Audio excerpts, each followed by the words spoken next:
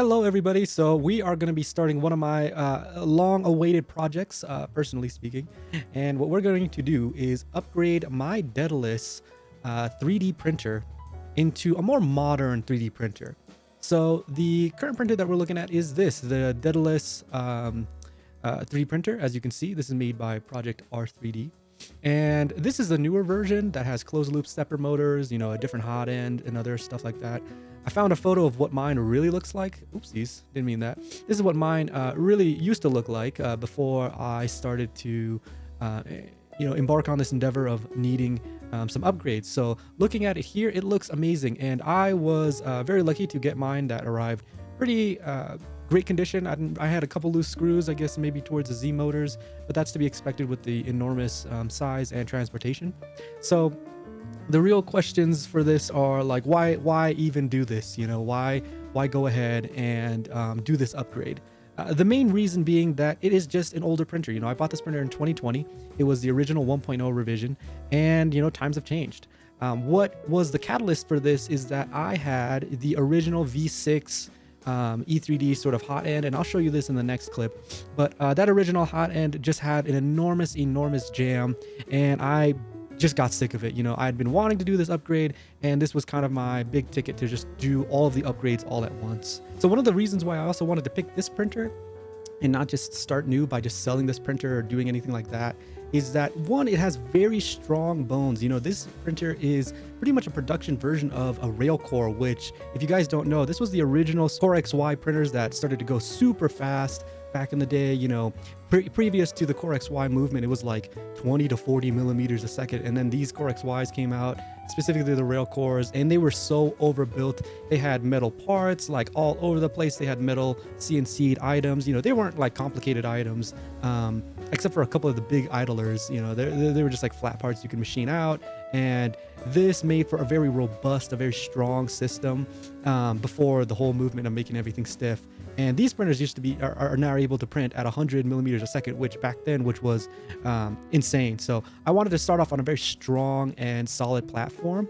It uses MGN 12 millimeter rails everywhere, which makes it pretty hefty, a little bit heavy on the Y, but solid everywhere else. It comes with a custom CNC'd X rail or X bar, and you should see this thing underneath. If I can take it off, I might show you, but underneath it's all chiseled out, and it's really reducing the weight there, so it's really cool. So as we can see down here, for the motion system, it's got some really cool, good, stable motion. The bed volume is pretty large. It's 310 by 300 by 345. I think we can increase this with some of the upgrades that I have coming along. It's saying for high quality prints, you can go anywhere from 100 to 150 millimeters per second, and draft quality goes up to 200 millimeters a second. My goal is to make the first layer 120 millimeters a second, and to make every other layer minimum 200 millimeters a second with this high quality setting.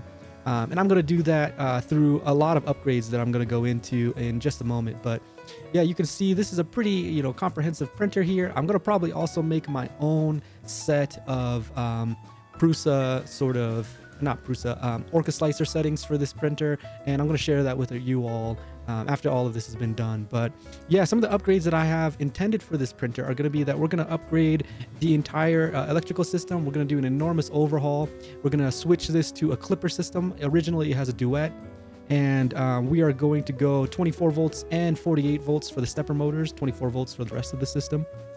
We are going to change out the probe that we're using, and we're going to change that to a Pinda probe just because of its small size, and it's actually going to be a Super Pinda. It's small size and really good reliability and use. We're also going to upgrade this system to have a CAN connection, and we're going to show this. We're going to show all of these items in the next couple of clips. But yeah, I really want that CAN connection to reduce the wiring, because there was a ton of wires beforehand. And we are going to probably go with the Stealth Burner tool head because of its cool size, and I think it will fit, or cool design, and I think it's going to fit the entire size of the printer very, very well. So there's that. A couple items that I really wanted to ask you guys, which is, do you think that adding an all-wheel drive system to this would be something you would want to watch? Also, do you think CPAP would be a great addition to the system? I personally have a system with a CPAP, and the CPAP can run pretty quiet, honestly, with most prints like ASA and PETG. When you get into faster printing with PLA, it obviously needs to be screaming loud. But for most general prints, I found ASA to be, or not ASA, a CPAP to be very quiet and very easy to set up and do all of that. So if you guys would love to see that, let me know, and I can include that in the upgrade and just make sure that that's done for you guys. Oh, yep.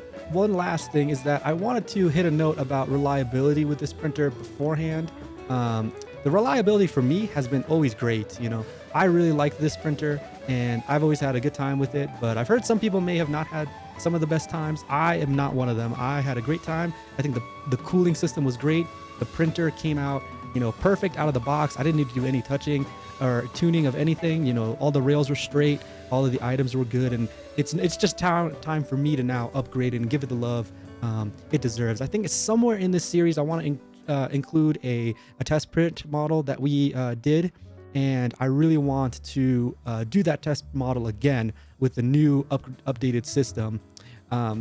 And just see where we can go. But if you guys are interested in this sort of printer, you could just look up the old rail cores. You could probably even find rail cores for really cheap, and those systems are always built like tanks.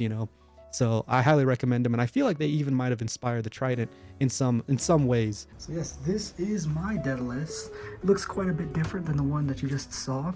So these Daedaluses are actually like production versions of like rail cores, is my understanding of it, and everything about it is super high end. Like all of these joints, the X rail, all of the Y joints, everything about the frame, the material, just the build and construction is top notch, absolutely beautiful. Basically what happened with mine, if I show you just the tool head, this is what was the old tool head. As you can see, it looks pretty good. In fact, looks pretty new because I had to replace it. This is the old tool head, and this tool head ended up jamming like hell. It jammed so hard that everything from pretty much the heater up was unusable and had to be thrown away. I thought I could replace just this and this from spare parts I had, and I kept thinking about it, and I just thought I wasn't going to be happy with that. I want something new. This was a printer from 2020, and for a 2020 printer, this thing is absolutely phenomenal. Like everything about it is beautiful, every aspect about it is great. But what I really didn't like is that it was on the Duet board frame, and I really didn't like Duet, and I really want to change Clipper. I want to have input shaper, and I want to just be more familiar with the Clipper side of everything. So what is the plan for this printer? So the plan for this printer is to upgrade the tool head.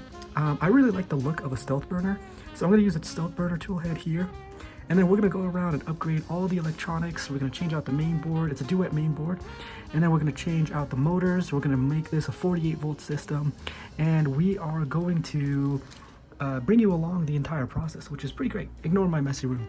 But as you can see in here, Duet main board, huge PSU. I think that's like a 500 watt PSU, which is no good. But yeah, you can see the motor mounts for the two motors here, which is kind of nice because this would make it very easy to make this an all-wheel drive system if you were to just put this here. And I've got some ideas for that. Let me know if you guys want to see an all-wheel drive system for this. Tons of space back here for whatever we need. And I'll flip this over and we can get to look on the inside.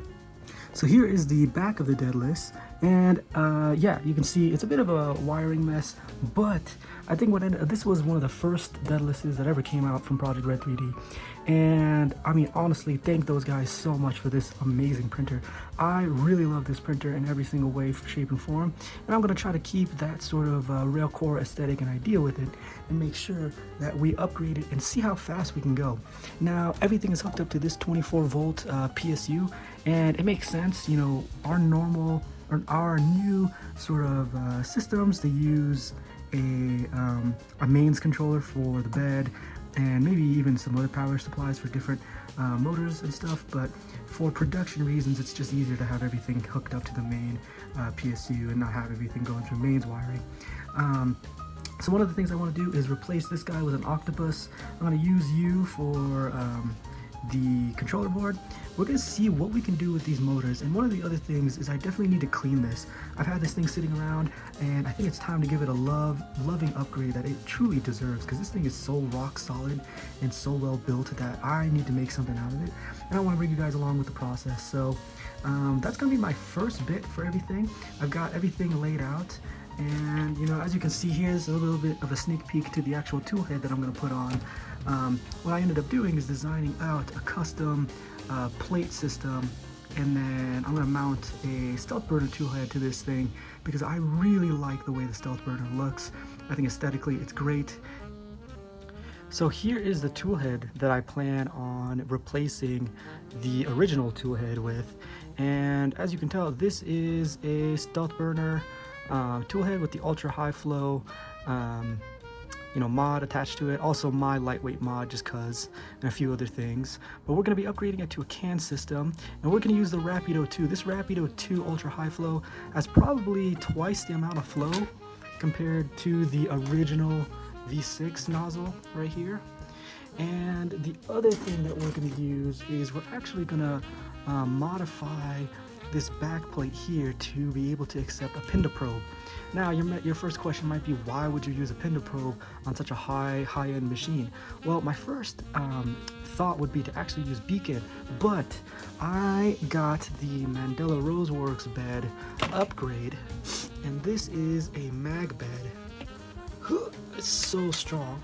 And as you can tell, there's magnets. These are these guys. There's magnets, I think 4 on this side, 4 on this side, and connecting inside as well. So it's a 4x4 array of magnets, and it's super strong. But what that means is I don't have to worry about flatness, and this plate can just stick right on. But the issue is I can't use a beacon. I could use a clicky probe, or I could use a Pinda. So I think for now I'm gonna go with a Pinda probe because I have one available. But clicky probe could also very much be worth it. I really like how no fuss a clicky probe is. It actually touches the bed. So there is that. And so as you can tell, the original mounts for this guy were metal, and so I had to design my own little hot end mount that I'll show you in a second. And we're gonna see how this goes. So I took the existing design and I modified it. I'm gonna add some spacers here, and this is just a test model just to see that everything works. And we're gonna machine this all out of metal and then put this on here and see how this goes. We're gonna have to tighten a lot of things up, and we're gonna break this series into different parts for the different sections of the printer. I think for the first one, this is just an introduction of the plan of what we're gonna do with this printer. I really love this thing, and I've always wanted it to be an absolute beast. And we're gonna do some really cool upgrades to it and see what happens, and see how fast we can get it, how fast we can take it, and yeah, we'll see what goes on. So thank you guys for watching, and yeah.